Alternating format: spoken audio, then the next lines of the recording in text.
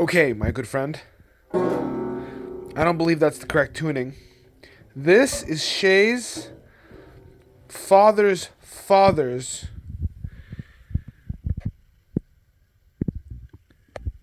banjo. Shay's father was born in 48, and his father had bought this many years prior to his birth. And he played it, apparently, often. Shay's father grew up in Beacom County, North Carolina. Buncombe County, North Carolina. Near Asheville today. Asheville, I guess near Asheville then too.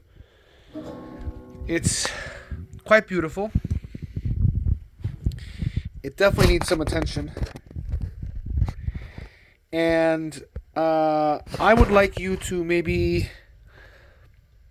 entertain the notion of helping me get this a good home. Maybe paying somebody to restore it and selling it, or something like that.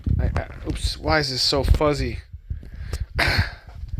Yeah, this needs to be saved. I think it's a good story, and I just don't like stuff going and getting destroyed. So let me know what you think. Thank you, buddy.